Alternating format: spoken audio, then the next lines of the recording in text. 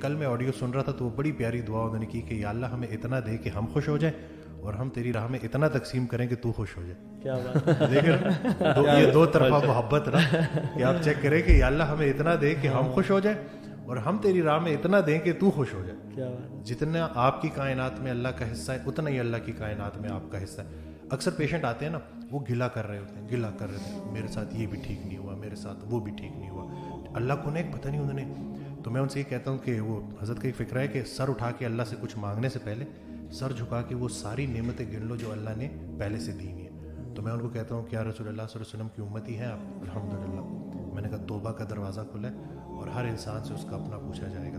پھر میں یہ کہتا ہوں کہ موت کا وقت کسی کو پتہ نہیں ہے, یہ بھی اللہ کی بہت بڑی بلیسنگ ہے. بلکہ وہ عمر سے ریلیٹڈ نا اکثر کہا کرتے تھے کہ ہم سے جب کوئی ہماری عمر پوچھتا ہے تو ہم وہ بتاتے ہیں جو گزار چکے ہیں. اصل میں عمر وہ ہے جو رہ گئی ہے. کتنی رہ گئی ہے کسی کو کوئی نہیں پتہ, رہ گئی ہے بس خیر سے گزری.